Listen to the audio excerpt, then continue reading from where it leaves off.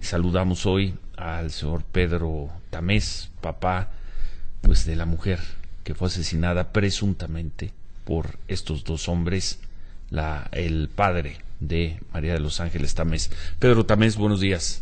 Ciro, muy buenos días a ti y a todo tu auditorio. Independientemente de la responsabilidad, no responsabilidad, de la presunción de inocencia o de que haya elementos para señalarlos como culpables, nosotros hemos dicho es una infamia que hayan pasado 14 años sin que se les dicte sentencia, Pedro. Eso es totalmente atribuible a Daniel García. Él es el único que puede cerrar la instrucción, Ciro. Pero... O sea, de acuerdo con la ley, ¿sí? Sí, lo escuchamos. El acusado que solicita una prórroga es el único que tiene el derecho y el poder de cerrar la instrucción. Y Daniel no la ha querido cerrar.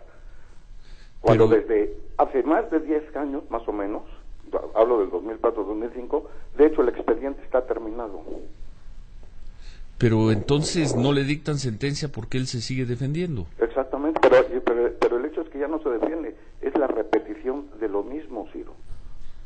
Bueno, lo que nosotros tenemos, don Pedro, buenas tardes, gusto de saludarlo nuevamente. Buenos días, perdón. Buenos días. Nosotros tenemos en que se han actualizado varias periciales que tienen que ver con la identidad del homicida material que había propuesto inicialmente la Procuraduría de Justicia del Estado de México. Apenas a fines del mes pasado la defensa logró establecer mediante el tercer protocolo de Estambul aplicado al señor Reyes Alpizar que ocurrió la tortura. Lo que sí tenemos es de que la última actuación que hizo el agente del Ministerio Público en contra de los acusados fue el 8 de mayo de 2003 y que se basaron en una cartilla para respaldar la discrepancia entre las identidades de Jaime Martínez Franco, a quien la Procuraduría presentó como el asesino material de su hija, y el nombre que utilizaba en la época. Don Pedro, yo quisiera preguntarle si usted se ha planteado alguna vez en estos casi 15 años de investigación y de proceso judicial si existe una alternativa distinta, que el asesino de su hija, el asesinato es innegable, por supuesto, que el asesino de su hija ni siquiera haya tocado la agencia del Ministerio Público. Mira, en primera, Humberto, yo te quiero aclarar una cosa. Yo a ti no tendría por qué responderte nada, porque tú fuiste testigo de cargo de la defensa hace 10 días. Sí, porque me llamaron. Sí, te llamó la defensa. Sí, don Pedro. Exactamente. Sí, permíteme. Sí, al ser testigo de cargo de la defensa, yo no tengo por qué darte ninguna explicación a ti. ¿Por qué? Porque tú tienes interés en el proceso. ¿Qué interés sería, Pedro? Ciro, yo no sé si usted estaba enterado de esto. Sí, por supuesto, sí. Pero desde luego que hay interés. ¿Cuál interés? Pues probablemente defender a alguien que es totalmente culpable. No, probablemente, eso no lo cuestionaríamos, Pedro. Eso no lo cuestionaríamos. Aquí la historia, y por eso estamos en esto, y yo lo dije desde el primer día, nosotros no vamos a determinar si es culpable o no es culpable. Lo que me parece atroz es que el sistema judicial mexicano permita que un juicio lleve 14 años sin dictar sentencia. Ese es nuestro punto de trabajo. Bueno, eso mire, si lo vamos a partir de esto, y le voy a contestar a Humberto Pachi, sí, de todas formas. La situación del famoso doble Reyes, Jaime Martínez Franco, sí, fue presentada por Marcos Castillejos. Cuando Marcos Castillejos era el abogado de Antonio Domínguez y manejaba y coordinaba la defensa también de Daniel García.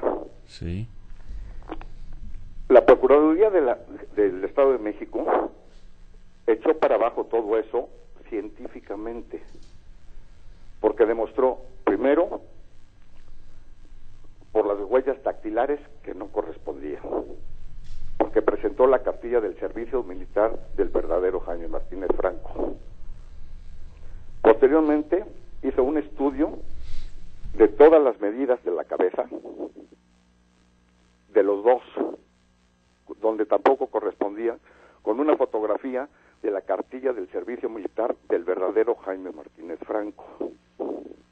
En tercer lugar, presentó una prueba caligráfica porque se consiguió una solicitud de empleo porque el verdadero Jaime Martínez Franco trabajó en la Lotería Nacional. No, de acuerdo. Contra el supuesto Jaime Martínez Franco que dicen que estuvo en el penal de Tula. Esto fue una estrategia de Marcos Castillejos. Posteriormente presentaron una serie de testigos falsos en donde les pusieron las fotografías porque decían que conocían a Jaime Martínez Franco, que era el de Tula, les pusieron las fotografías incluyendo la de él, y ninguno de los testigos falsos pudo decir quién era Jaime Martínez Franco. Todos dijeron que eran otras personas, otras de las fotografías. A ver. Ahora, permítame. Sí. Eso, de hecho, ya estaba muerto. ¿Por qué? Porque con toda esa serie de pruebas, pues ya estaba más que terminado el asunto. Y ahora, hace 10 días, lo vuelven a revivir, presentan como testigo de la defensa a Humberto Pattiet. Humberto Pattiet, para variar, y como todos los testigos falsos, no pudo contestar absolutamente nada. ¿No pudiste contestar nada, Humberto? Me hicieron 2 preguntas, ¿las contesté? No, la media afiliación no la pudiste dar. Por supuesto, señor. No. Señor, yo Te voy a enseñar, perdón, Humberto, incluso les voy a mandar la declaración de Humberto. Con Y gusto. tan fue el grado de que no dijiste nada, Humberto, que la defensa no te interrogó. Bueno, yo no puedo decir por qué no me interrogó la defensa, porque yo no estoy de acuerdo con la defensa. A mí me citaron y yo dije lo que me constaba.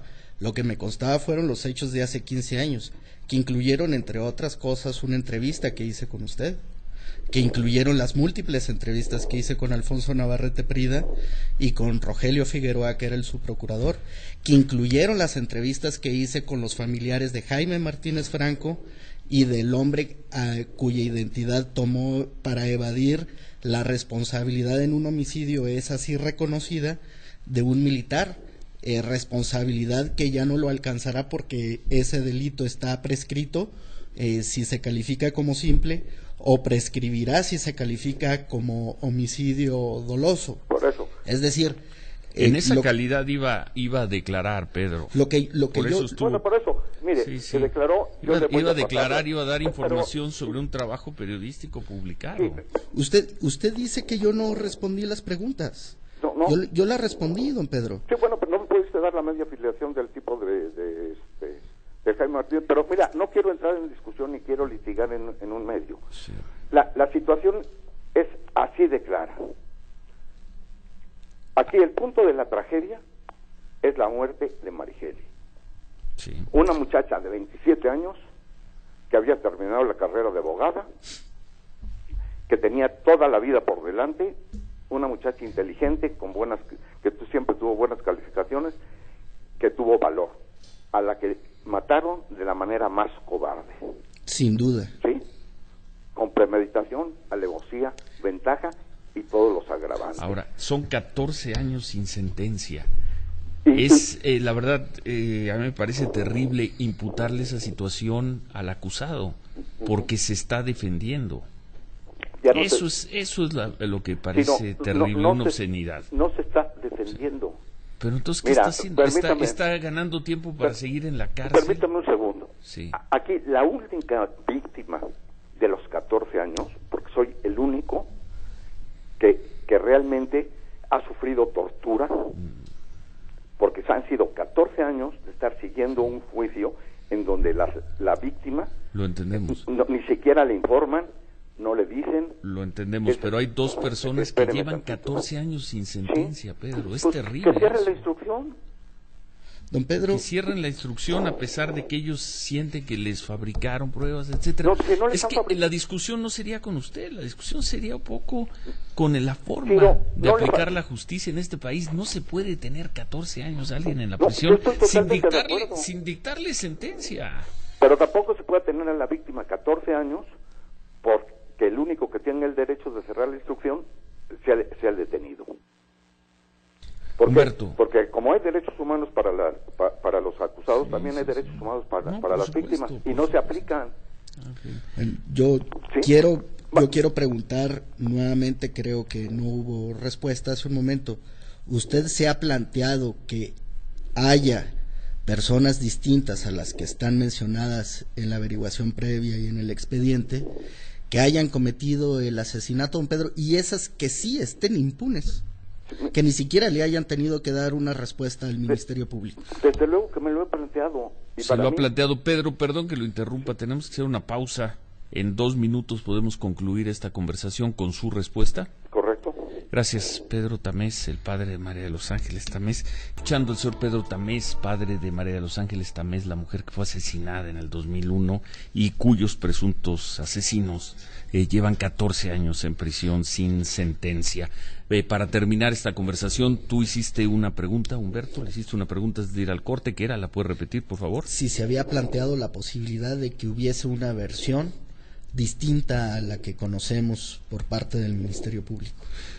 Pedro. Sí, me lo he planteado, pero yo estoy totalmente seguro, sí, por las pruebas que existen en el expediente, que son varias, no son una, como tú dijiste, Humberto, una vez, de que Daniel García fue el autor material, Jaime Martínez Franco y Reyes Alpizar fueron los autores materiales y el otro el intelectual. ¿Y Antonio Domínguez Zambrano, el alcalde libre? Desde luego que tuvo que ver, en el sentido de que muy probablemente hubo encubrimiento, porque tú sabes la forma en que se movieron las patrullas el día del asesinato. Él tuvo que haber tenido por lo menos conocimiento, y él estuvo acusado realmente de dominio del hecho. Muy bien. Sí, y después salió mediante un amparo otorgado en condiciones muy extrañas. Bueno, no quisiéramos aquí, yo se lo pediría a Pedro, mezclar los dos temas. Uno es el dolor de usted como padre. Usted le mataron a una hija y también para usted este proceso no ha terminado, no hay una sentencia, con el caso que hemos seguido nosotros, que es el de cómo es posible que en este país transcurran 14 años sin que se le dicte sentencia a una persona, en este caso a 2 personas.